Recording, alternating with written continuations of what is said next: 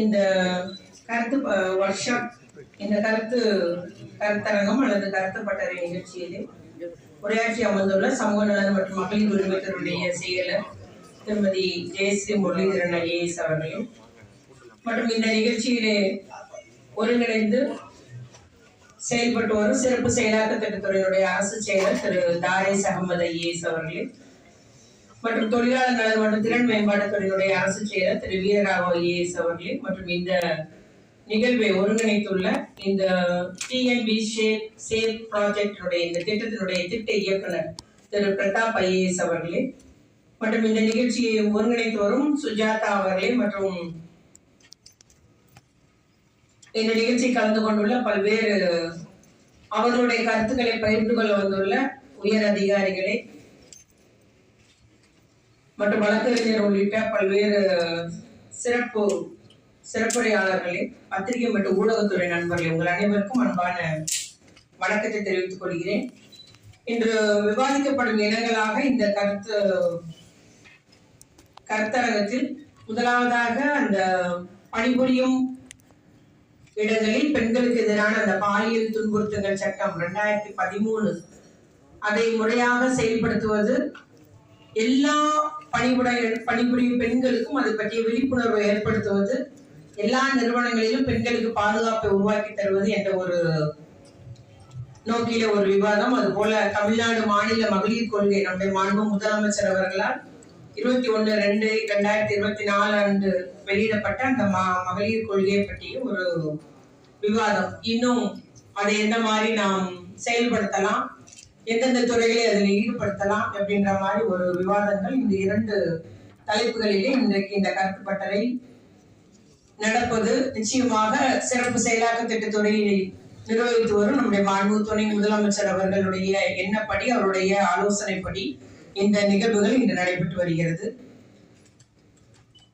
முக்கியமாக நம்முடைய முதலமைச்சர் தளபதியார் அவர்கள் பொறுப்பேற்ற உடனே அவர்கள் நம்முடைய துறைக்கு கொடுத்த ஒரு அறிவுரை என்பதே பெண்கள் மற்றும் குழந்தைகளுடைய அந்த பாதுகாப்பு என்பது முக்கியத்துவம் கொடுக்கணும், அதற்கு அதிக முக்கியத்துவம் கொடுக்கணும் என்று நம்முடைய சமூக நலத்துறையும் காவல்துறையும் இணைத்து அந்த ஒரு உத்தரவு அறிவுரை வழங்கினார்கள். அதற்கேற்றார் போல ஒவ்வொரு மாதம் அவர் காவல்துறையினுடைய அந்த ஆய்விலையும் குழந்தைகள் மற்றும் பெண்களுக்கு எதிரான அந்த புகார் எப்படி இருக்கிறது, அதுக்கு எஃப்ஐஆர் பதிவு செய்யப்படுகிறதா, குற்றப்பத்திரிகை தாக்கல் செய்யப்படுகிறதா, வழக்கு என்ன நிலையில் இருக்கிறது, வழக்கு விரைவுபடுத்தப்படுகிறதா என்பதை மிகவும் கண்ணும் கருத்துமாக அதில் அக்கறை கொண்டு நம்முடைய முதலமைச்சர் அவர்கள் செயல்பட்டு வருவது நாம் எல்லாம் அறிந்ததுதான்.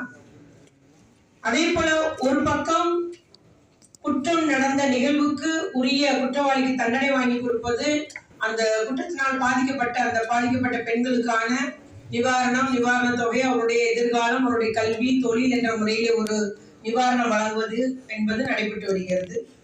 அதே போல இன்னொரு பக்கம் இன்னும் இந்த அவருடைய சட்டங்களை பற்றி, சட்டங்கள் மூலம் பெண்களுக்குரிய பாதுகாப்பை பற்றி, அவர் யாரிடம் புகார் செய்ய வேண்டும், என்ன மாதிரி புகார், அதெல்லாம் தெரியாமல் இருக்கிற பெண்களுக்கு அதை கொண்டு போய் சேர்ப்பது என்பது விழிப்புணர்வு.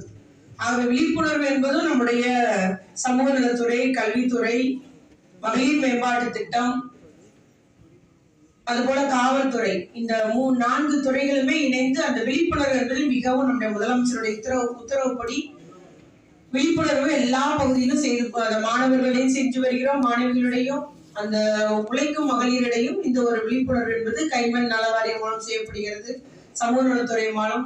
அதுபோல மகளிர் அதிகாரமளித்தல் என்ற ஒரு பிரிவு இப்பொழுது உருவாக்கப்பட்டுள்ளது. அவருடைய பணியே விழிப்புணர்வு உண்டாக்குவது என்பது கல்லூரிகளுக்கு, 100 நாள் வேலை செய்யும் பெண்களுக்கு, விவசாயத்தில் பணிபுரியும் பெண்களுக்கு என்று தொடர்ச்சியாக அவர்கள் அந்த விழிப்புணர்வு நிகழ்ச்சியை நடத்தி வருகிறார்கள் என்பதை நான் இங்கு கூறிக்கொள்ள விரும்புகிறேன். 2 கட்டத்துக்குமே நம்முடைய முதலமைச்சர்கள், அதுபோல அது முக்கியமாக நம்முடைய துணை முதலமைச்சரோட துறையும் சேர்ந்து இன்னைக்கு இந்த பெண்களுடைய விழிப்புணர்வு உண்டாக்கியே ஆக வேண்டும். ஏனென்றால் உழைக்கும் மகளிர் அதிகம், கிட்டத்தட்ட 42% பேர் தமிழ்நாட்டில் தான் இருக்கிறாங்க.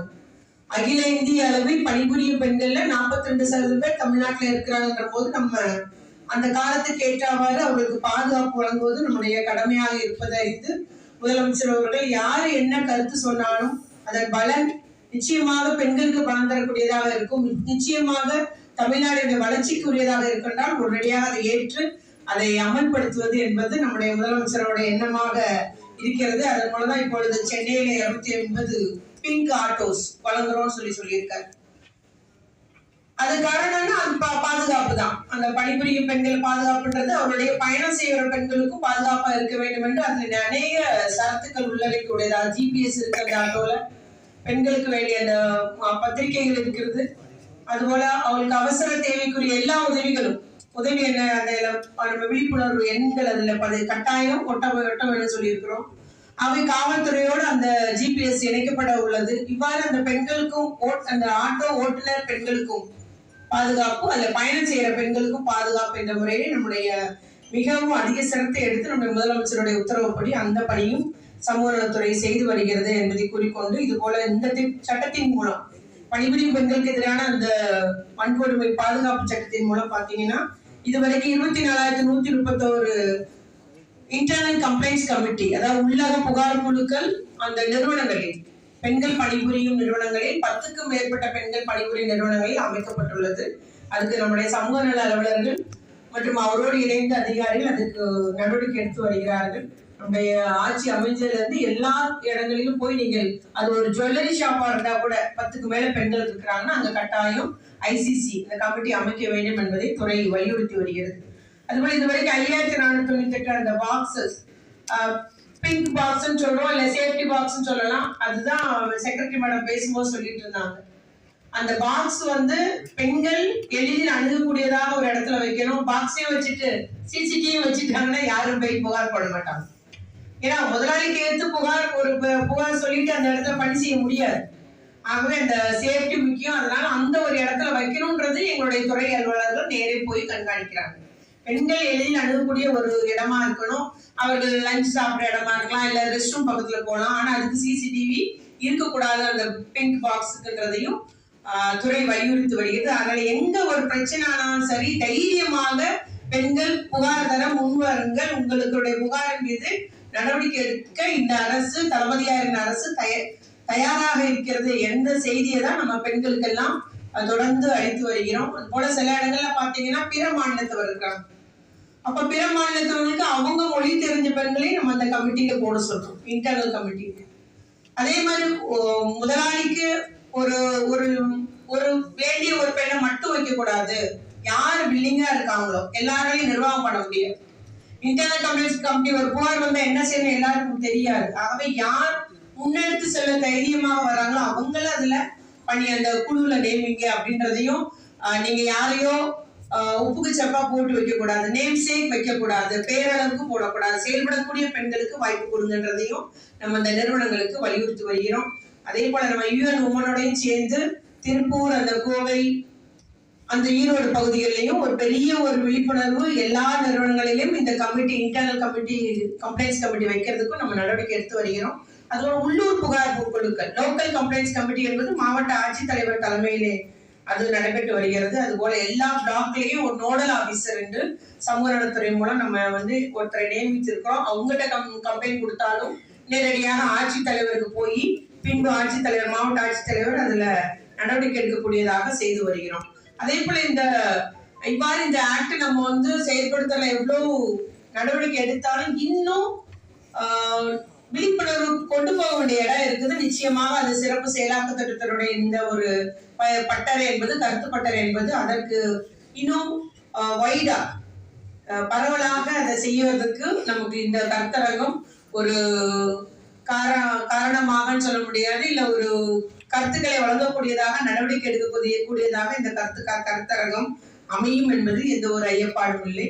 அதுபோல மகளிர் உரிமை துறைன்னு சொல்லிட்டு நம்முடைய முதலமைச்சர் பெயர் வச்சுட்டு இருக்கிறாங்க. ஆனா ஒட்டுமொத்த மகளிரும், ஒருவேளை அவங்க வீட்டு உரிமையாளர் வீட்டை காலி பண்ணுமான்னு சொன்னாலும் போன் எனக்கு வருது சார். எந்த நேரம்னாலும் பரவாயில்ல, விடிய காலம் 3 மணி 4 மணி ரொம்ப அவசரம் போல போன் எடுத்தா அவங்க அழுதுட்டே இருந்திருப்பாங்க போல, மணி பார்த்துட்டே இருந்தேன் 4 மணி ஆகும் அடிச்சம்மா அப்படின்றாங்க. அது மாதிரி ஒருவேளை அவங்க பக்கத்து வீட்டுல சண்டை, நான் போலீஸ கம்ப்ளைண்ட் கொடுத்துட்டேன், இன்னும் வரைக்கும் அந்த அம்மாவை பிடிச்சிட்டு போகல. ஏமா குற்றங்களுக்கு ஏற்றதாமா கைதெல்லாம் பண்ணுவாங்கனாலும் அதெல்லாம் இல்லை, நீங்க மகளிர் உரிமை துறை தானே செய்யுங்க அப்படின்ற மாதிரி. ஆகவே இன்னும் விழிப்புணர்வுன்றது நம்ம பரவலாக்கப்பட வேண்டும். நான் நினைச்சேன் மகளிர் உரிமை துறை ஒட்டு மொத்தமா பெண்கள் என்ன பிரச்சனைனாலும் மகளிர் உரிமை துறை. ஆகவே நம்முடைய துறையினுடைய பணி மிகவும் பறந்தது. நான் எங்க ஆபீசர்கிட்ட தான் சொல்லுவேன், நம்மளுடைய நீங்க வந்து இதுதான் இந்த திட்டம் மட்டும்தான், திருமண உதவி திட்டம் மட்டும்தான், பெண் குழந்தை அப்படி நினைக்காதீங்க. நம்முடைய மக்கள் எதிர்பார்க்கிறது மகளிர் உரிமை துறையினா பெண்களுக்கு என்ன பிரச்சனைனாலும் நீங்க நடவடிக்கை எடுக்கணும். அதனாலதான் அந்த 181 நல்ல முறையில செயல்பட்டு வருது. முந்தா நாள் கூட 11:30 நானே போன் போட்டு பார்த்தேன், எடுக்கிறாங்க. ரொம்ப சந்தோஷமா 11:30 ஒரு கம்ப்ளைண்ட் வந்தது, ஏமா நீ அந்த நம்பரை போன் போட்டுட்டு எனக்கு பதில் சொல்லுமான்னு. நம்பர் போன் போட்டு மேடம் நல்ல வேலை ரெஸ்பாண்ட் பண்ணாங்க, பதில் பேசிட்டாங்க. அந்த லேடி ஒரு தனியா ஒரு லேடி மனநிலை வளர்ச்சி உள்ள ஒரு குண்டிய லேடி ஒரு இடத்துல இருந்தவங்க நைட்ல அவங்களை கொண்டு ஒப்படைச்சாங்க ஒரு காப்பகத்தில். சொன்னாங்க மேம் கரெக்டா நடவடிக்கை எடுத்துருப்பா, நல்லது, நம்ம டிபார்ட்மெண்ட் நல்லபடியா இருக்கு. அது தாரே சார் பார்த்தா இன்னும் கொஞ்சம் இதுதான். கட்டாயம் சார் வந்து 181 1098 கரெக்டா அப்ப எப்படி செயல்படுது, ஏன்னா மக்களுக்கு பயன் வளர்ந்துடக்கூடியதாக இருக்கு அப்படின்றதுனால நல்ல முறையில அதுவும் நம்ம செயல்படுத்துற மாதிரி அப்பப்போ நம்ம துறை அலுவலகம் அதான் சொல்றது, பரவலா எல்லா பெண்களும் என்னன்னாலும் சரி இந்த கவனத்தை நம்ம அரசு கொண்டு போகணும், இல்ல முதலமைச்சர் கொண்டு போகணும், இல்ல துணை முதலமைச்சர் உடனே போன் அடி மொழி உரிமைத்துறை அமைச்சருக்கு அடிச்சுன்னு நடிச்சிடறாங்க. இருந்தாலும் நம்ம மேக்சிமம் நான் போன் எப்போதும் ஆன்ல தான் வச்சிருக்கிறேன்.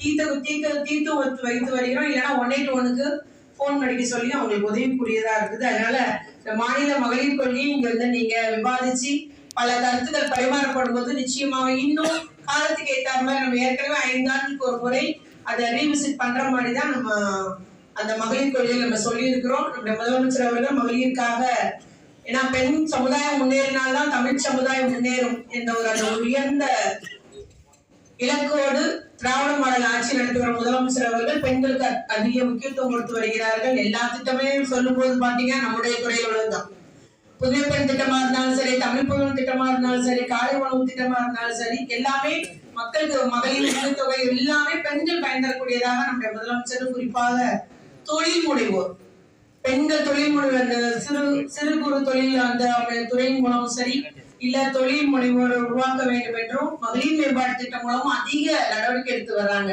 அதனால எனக்கு ரொம்ப ஆச்சரியமா இருக்கும் சார், நீங்க அது மாதிரி கொடுக்குற உங்களுடைய நம்முடைய முதலமைச்சர் துணை முதலமைச்சர் டிபார்ட்மெண்ட்ல இருந்து கொடுக்குற பணத்தை பாத்தீங்கன்னா அந்த மகளிர் குழுக்கள் தொழில் தொடங்க 20 லட்சம் 30 லட்சம் ஆகவே ஆச்சரியமா இருக்கும். ஆனா நிச்சயமாக பெண்கள் தொழில் தொடங்கணும்ன்றதையும் நீங்க கட்டாயமாக அவங்களை ஃபாலோ பண்ணி அவங்களுடைய அதிகாரிகள் அதை செய்து வருகிறார்கள். ஆகவே நம்முடைய நிச்சயமாக பெண்கள் இப்போ வாழ்க்கை தரம் உயர்ந்து வருகிறது. அவர்களுக்கு பாதுகாப்பையும் தருவதற்கும் நம்முடைய முதலமைச்சர் அதிக சிரத்தை எடுத்து வருகிறார்கள், கவனம் எடுத்து வருகிறார். அது சைபர் கிரைம் தான் பாத்தீங்கன்னா உங்களுக்கு என்ன புகார், உங்களை யாரு டீஸ் பண்ணாலும் சரி, ஏன்னா போன் வந்து நெட் கால்ல வர்றாங்க, நம்பரெல்லாம் நீங்க திருப்பிலாம் கால் பண்ண முடியும், ஒவ்வொரு நேரம் ஒவ்வொரு நம்பர் வருது, சும்மா வீணா பேசுறது தவறா பேசுறதுதான் இருக்குது. ஆனா உடனடியே நீங்க நிச்சயமா சைபர் கிரைம்ல உள்ள அந்த போலீஸ் விங்ல போன் கம்ப்ளைண்ட் கொடுத்தீங்கன்னா உடனடியா நடவடிக்கை எடுக்கப்படுது. நான் நிறைய கூட்டத்துல அந்த அதிகாரியே பாராட்டியிருக்கேன், உடனே எடுக்கிறீங்க. அவங்களோட புகார் கொடுத்த 10 நிமிஷத்துல கால் வருது நின்றது. சோ என்ன பண்றாங்க, பட் உடனே நம்முடைய தமிழ்நாடு காவல்துறை முதலமைச்சருடைய கட்டுப்பாட்டில் அந்த சைபர் கிரைமுக்குரிய அந்த பிரிவு வந்து மிகவும் நல்ல முறையில் பெண்களுக்குரிய பாதுகாப்பா இருக்கு. அதனால நீங்க யார் என்னன்னாலும் சரி புகார் கொடுங்க, புகார் கொடுத்தாதான் அரசு நடவடிக்கை எடுக்க முடியும் என்பதை கூறிக்கொண்டு இந்த ஒரு கருத்து பட்டறை வெற்றி அடைய வேண்டும் என்று வாழ்த்தி அமர்கிறேன். நன்றி, வணக்கம்.